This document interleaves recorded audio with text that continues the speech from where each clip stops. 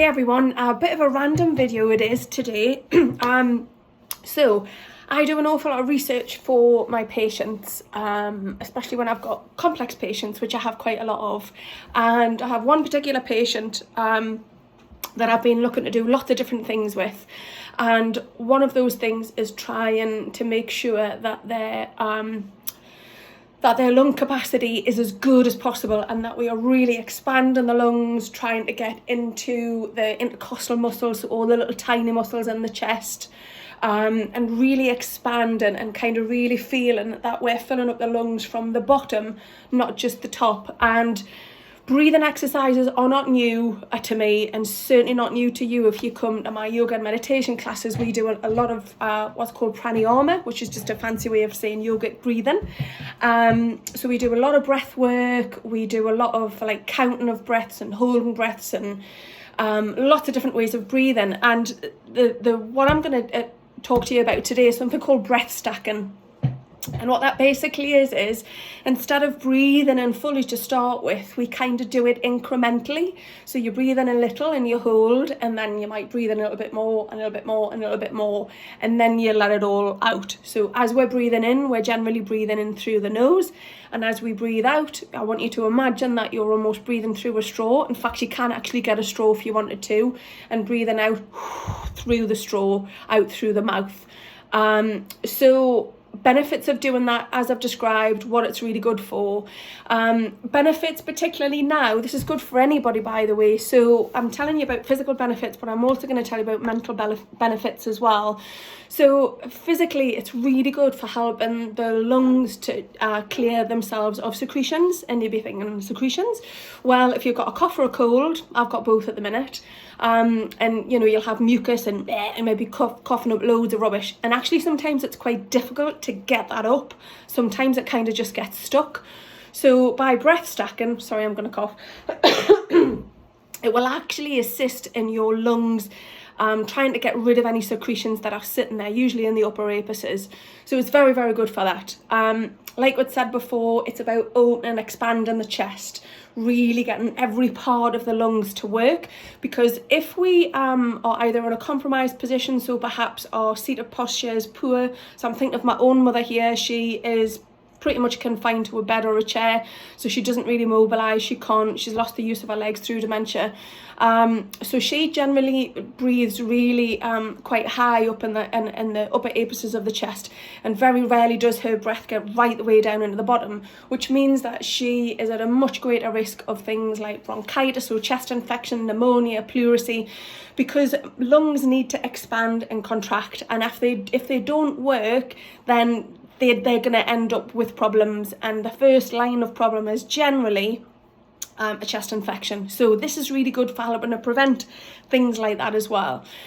Mentally, so when we focus on our breath, that's exactly what we're doing. We are focusing on something. And if we think about meditation, we often think, oh, you know, it's like sitting all and all the rest of it. But in actual fact, meditation, and I mentioned this in yoga last week, it's just about doing one or two things really well.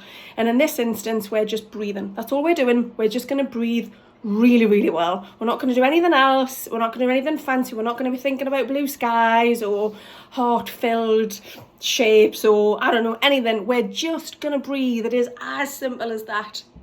And when we focus on our breath, it is very difficult for the brain to go off into all the millions of different things that we've got going on. So it's really good just to help with focus. Also, particularly good, I find, if I've got something big that I need to do.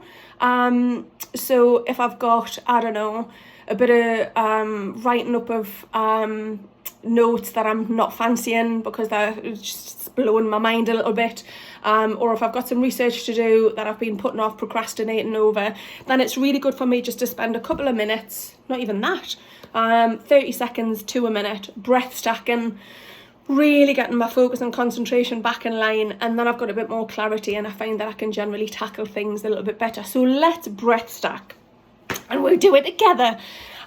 So what I want us to do is we're just going to literally breathe in for a little and then hold the breath, and then a bit more and hold the breath, and then a little bit more and then hold the breath, and then the fourth time a little bit more, so you've got as much air as you can in those lungs, and then really slowly, painfully slowly we're going to breathe it out through that straw. Okay, so we breathe in and hold it, and then in a bit more through the nose and hold it, and then in a bit more and hold it, and then in as much as you can and hold it. Try and relax the shoulders, and then we're going to breathe out through the mouth.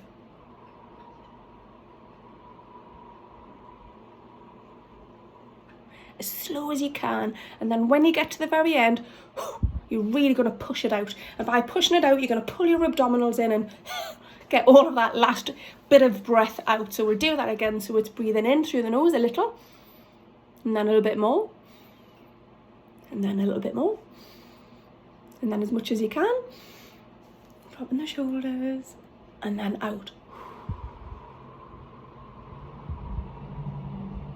All the way, and then at the very end, great, so it's a little push in.